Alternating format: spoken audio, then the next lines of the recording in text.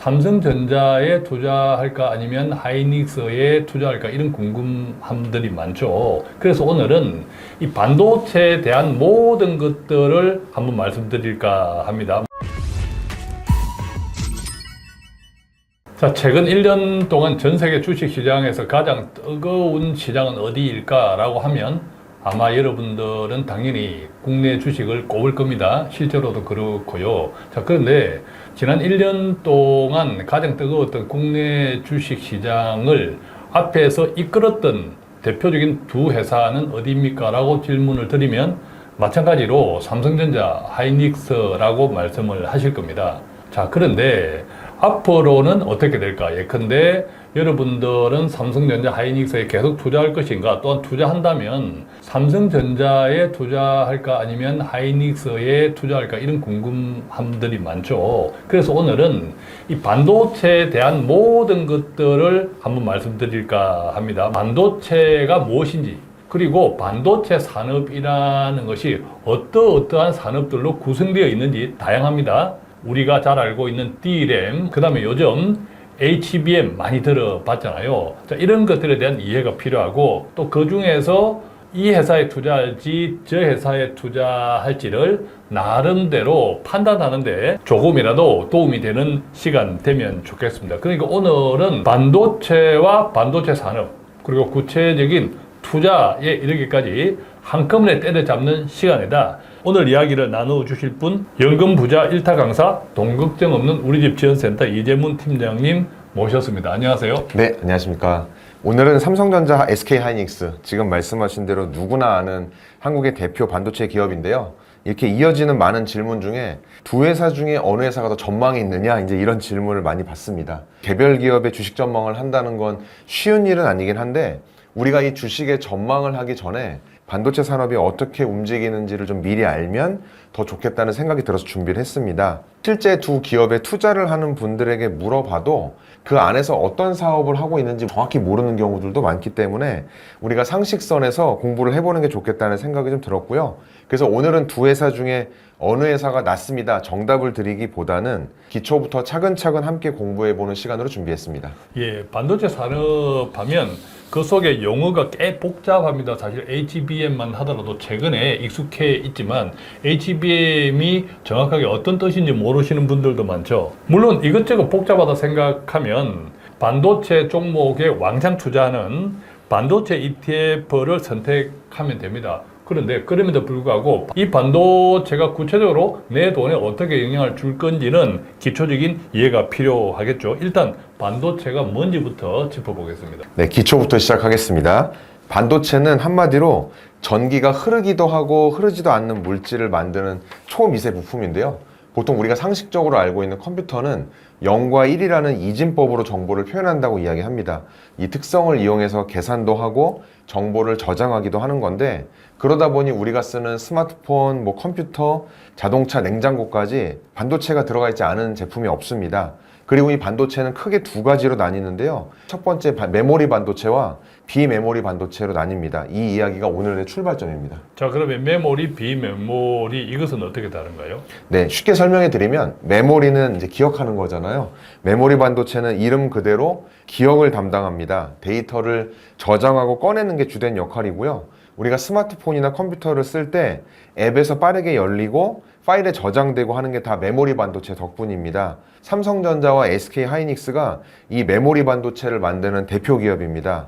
반대로 비메모리 반도체는 계산을 담당합니다. 데이터를 저장하는 것보다 계산을 빨리 처리하고 연산하는 반도체인데 우리가 많이 들어본 CPU, GPU, AI 칩 이런 것들이 여기에 속합니다. 저 그렇게 메모리 반도체는 사진 찍고 저장하는 이런 것도 메모리에 해당되겠네요. 그죠? 그렇습니다. 예, 네. 카톡으로 대화하는 이것도 메모리에 해당이 되겠다. 저장이 되어 있는 그렇죠. 거죠. 이런 네. 생각이 드네요. 그죠? 예. 자, 그래서 메모리는 저장하는 것, 비메모리는 계산하는 것, 이렇게 단순하게 이해하면 끝나나요? 네, 그렇게 이해하시면 되는데 제가 요리에 한번 비유해 보면 더 쉬울 것 같습니다. 이제 비메모리는 요리사입니다. 요리사는 레시피를 보고 볶고 지지고 끓이는 역할을 하는 사람인데, 메모리는 냉장고에서 재료를 꺼내야 되는 겁니다. 그러니까 재료를 보관하고 필요할 때 꺼내주는 역할을 하는 게 메모리 반도체인데, 아무리 요리사가 훌륭하다 하더라도 냉장고가 작거나 냉장이 잘 안 된다라고 문제가 생길 수 있는 거죠. 그래서 메모리의 중요성이 바로 여기에 있는데요. AI가 엄청난 계산을 해낸다고 할 때 그 계산에 필요한 데이터를 빠르게 꺼내주기 때문에 메모리가 중요하다고 이야기합니다. 그렇군요. 우리한테는 삼성전자 하이닉스 때문에 메모리 반도체가 훨씬 익숙하긴 해요. 그죠? 네. 자, 그렇다면 전 세계 반도체 시장 전체에서 메모리가 차지하는 비중은 어느 정도 되나요? 네, 메모리는 약 30%를 차지한다고 하고요. 비메모리 반도체가 70%를 차지한다고 합니다. 실제로 보면 비메모리 반도체가 훨씬 큰 시장인데 우리나라는 이 30%를 차지하는 메모리 반도체에서 삼성전자 하이닉스가 전 세계적으로 지배를 하고 있고요. 전 세계 메모리 반도체의 절반 이상이 한국에서 만들어진다는 겁니다.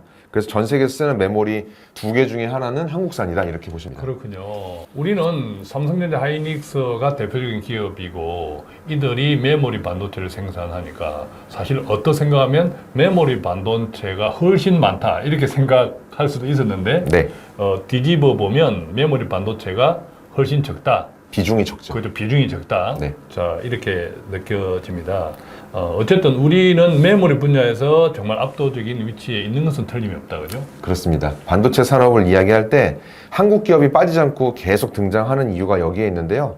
특히 AI 시대가 오면서 메모리 수요가 폭발적으로 늘고 있다 보니까 그 시장의 절반 정도를 우리 기업이 쥐고 있기 때문에 자랑스러운 거죠. 자, 그렇다면 이제 한 번 더 들어가 보겠습니다. 구체적으로 엔비디아라든지 TSMC라든지 이런 회사들이 요즘 계속 각광을 받고 있지 않습니까?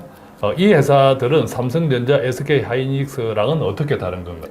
네, 좋은 질문입니다. 제가 먼저 이런 회사들의 차이를 설명드리기 전에 그 회사의 스토리를 좀 먼저 말씀을 간단히 드리고 싶은데요. 우리가 이제 반도체 회사라고 하면 삼성이나 SK 하이닉스처럼 메모리 반도체에 과거에 집중해 왔던 회사들이 있고요.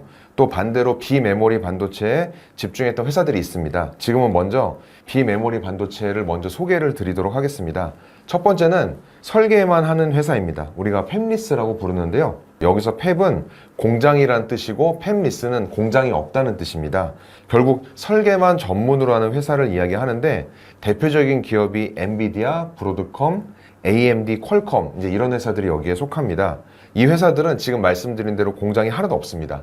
대신 똑똑한 엔지니어들이 설계서만 잘 만들어서 이 칩은 이렇게 만들어주세요 하고 그 설계도를 다른 회사에 넘기는 거죠. 자, 그러니까 오더메이드, 오더만, 주문만 한다, 그죠? 그렇습니다. 설계를 바탕으로. 네네. 그러면 그 주문을 받아서 제품을 생산하는 기업이 따로 있다는 말씀이네요, 그죠? 네, 맞습니다. 그게 이제 두 번째 역할인 파운드리인데요.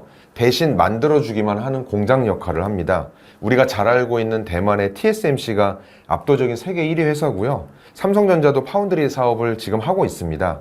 엔비디아가 예를 들어 설계서를 들고 오면 TSMC가 초정밀 공정으로 이렇게 찍어내는 역할을 하는 거죠. 그 다음에는 메모리 쪽으로 한번 살펴보겠습니다.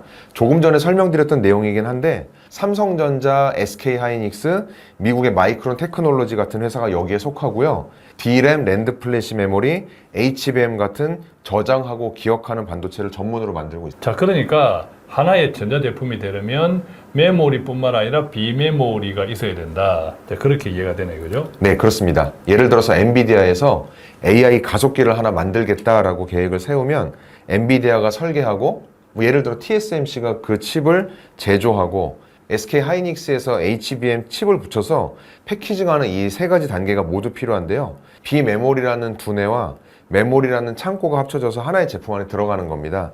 각자 따로 만들지만 마지막엔 하나로 조립이 되는 거죠. 자, 그러면 결과적으로 한국의 삼성전자 같은 경우에는 그동안 메모리에 집중했는데 네. 최근에는 엔비디아와 함께 비메모리 부분도 들어갔다. 자, 그러면 이게 상대적으로 유리하네요. 네, 삼성전자는 특이하게도 메모리도 만들면서 파운드리로 제조도 합니다. 예. 그리고 조금 전에 언급드렸던 팹리스, 이제 반도체를 설계하기도 합니다. 이렇게 세 가지를 한 회사에서 다 하는 건 전 세계적으로 삼성전자가 거의 유일하다고 합니다. 반면 SK 하이닉스는 메모리에만 집중하는 전략을 가지고 있어서 각자 다른 전략인데 어느 것이 낫다고 딱 잘라 말하기는 좀 어렵고요. 상황에 따라 강점이 달라질 수도 있는 거죠. 그렇군요. 우리가 알고 있는 하이닉스는 엔비디아에서 가장 수혜를 받은 기업이잖아요. 그래서 주가가 많이 올랐는데 이 엔비디아에서 납품하는 엔비디아에 납품한 HBM도 비메모리 반도체가 아니라 메모리 반도체군요. 그렇습니다. 예. 네. 자, 그럼 이제 우리 기업들의 강점인 메모리 반도체로 다시 돌아와서 그 안에는 어떤 제품들이 있는지도 알아야 할 것 같아요. 네, 메모리 반도체 안에도 크게 세 가지 정도 제품이 있다고 하는데요. 우리가 많이 들어본 D램, 랜드 플래시 메모리, 그리고 요새 가장 핫한 HBM입니다. 먼저 D램 먼저 설명을 좀 드릴 텐데요. D램은 컴퓨터가 지금 작업하는 내용을 임시로 저장하는 겁니다. 가장 많은 비유가 이제 책상에 펼쳐놓는 이야기를 하는데, 책상에 펼쳐놓은 책, 메모지, 뭐 마시고 있던 커피 이런 것들이 다 올라와 있는 작업 공간입니다. 빠르게 꺼내서 일하는데 쓸 수는 있지만 전기가 꺼지면 다 사라져 버립니다. 스마트폰이나 노트북, 또 서버 같은 데서 전자기기에 들어가는 가장 기본적인 메모리입니다. 자, 그렇다면 낸드 플래시는 어떻게? 랜드 플래시는 D램과 반대로 전기가 꺼져도 데이터가 남아있는 저장 장치입니다.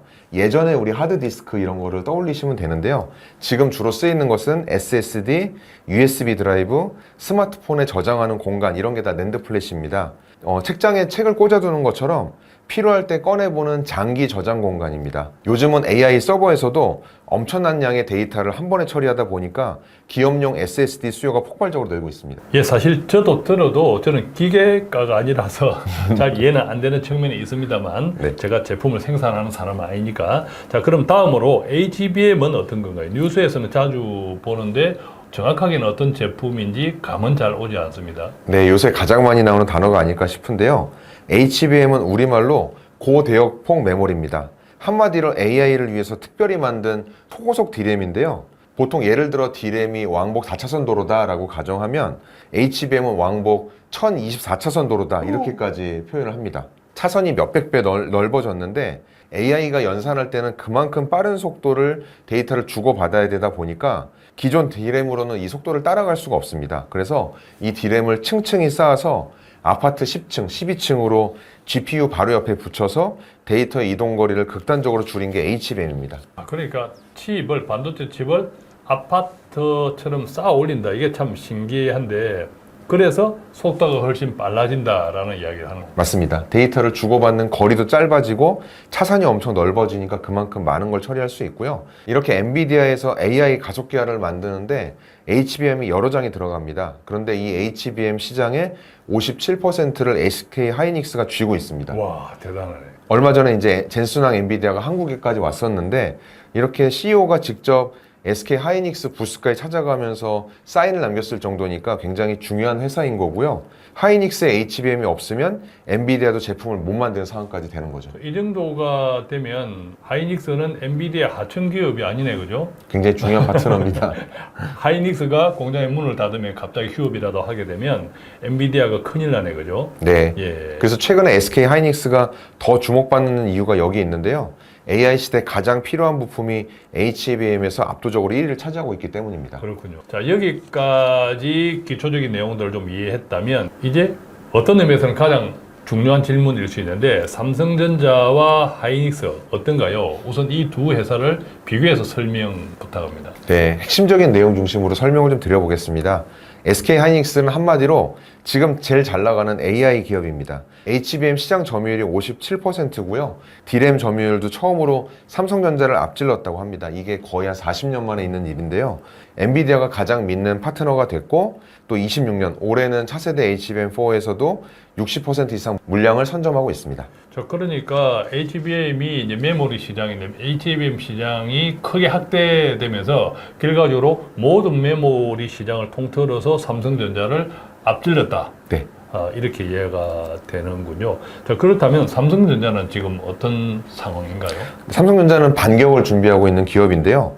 HBM에서는 조금 뒤처졌지만 빠르게 쫓아가려고 하고 있고요. 차세대 HBM4에서 또 역전을 노리고 있고, 앞서 말씀드렸던 파운드리 사업에서도 테슬라와 23조 원 규모의 자율주행 칩 공급 계약을 맺으면서 반격을 하고 있는 중입니다. 거기에 이제 스마트폰, 가전제품, 우리가 알고 있는 다양한 산업군이 또 다각화되어 있다 보니까 메모리가 조금 흔들린다 하더라도 버텨낼 수 있는 힘이 있다는 게 중요한 포인트입니다. 반면에 엔비디아 입장에서 보면, 예컨대 지금까지 하이닉스에 집중되어 있는 이것도 조금 불안할 수 있잖아요. 그렇습니다. 그런 측면에서 삼성전자를 의도적으로 전략적으로 키울 필요도 있다. 네. 자, 이런 생각이 드네요. 자, 그러니까 결과적으로 보면 삼성전자가 하이닉스에 비해서 비록 HBM 시장에서는 늦게 후발주자지만 포기할 필요는 없다 이런 생각도 듭니다. 그렇습니다. 여기서 이제 삼성전자에 주목할 만한 포인트가 하나 더 있는데요.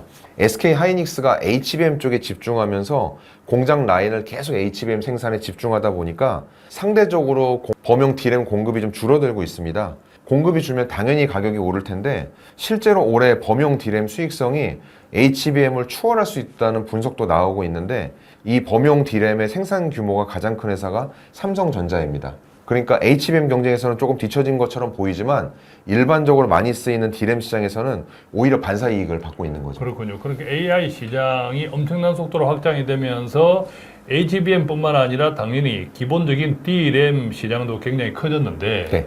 하이닉스가 공장 가동을 HBM에 줄여가다 보니까 네. 오히려 전체적인 D램 공급이 줄어들었다. 그렇습니다. 그래서 그게 삼성전자한테는 오히려 기회다. 네. 자, 이것도 상당히 아이러니하네, 그죠? 네, 맞습니다. 투자는 이렇게 항상 좀 다각도로 봐야 되는 것 같은데요. 두 회사의 영업이익이 이제 뭐 100조를 넘는다, 200조 가까이 간다, 이제 이런 기사들이 나오는데 AI 인프라 투자가 워낙 폭발적으로 늘고 있다 보니까 이 메모리 수요가 최소한 27년까지는 공급을 못 따라갈 거다라는 게 업계의 공통된 시각입니다. 한국에 있는 두 회사 모두 100조 원 영업이익이다. 정말 가늠이 안 됩니다.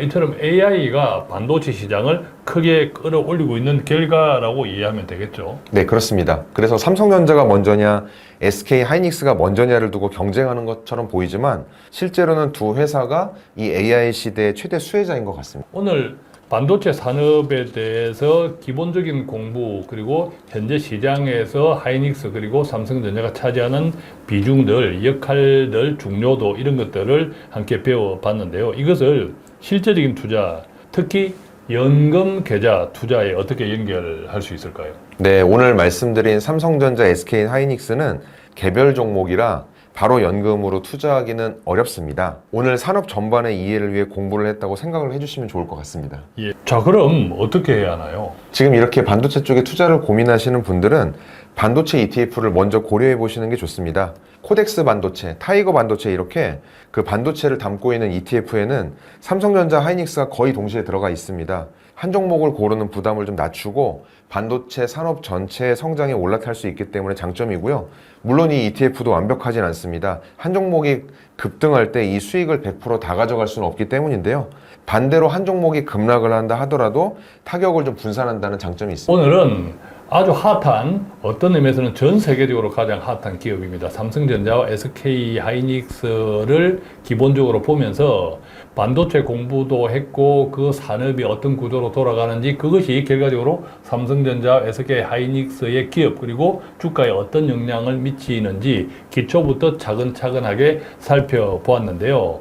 우리가 투자를 할 때 정말 중요한 포인트가 바로 이런 것이라고 생각합니다. 오르니까, 그저 오르니까 또 다른 사람들이 신문이나 방송에서 좋다고 하니까 오를 거라고 하니까 막연하게 투자하기보다는 이왕 투자를 시작했다면 기본적인 공부, 기본적인 정보들은 내가 알고 있는 것과 모르고 투자하는 것은 주식이 나중에 크게 출렁거릴 때 내가 중심을 어떻게 잡느냐에 굉장히 큰 영향을 준다. 이런 관점에서 오늘 함께 나눈 반도체 이야기가 여러분들 나 자신의 돈 관리에 조금이라도 유익한 시간이었으면 좋겠습니다. 여기서 마치겠습니다. 고맙습니다. 고맙습니다.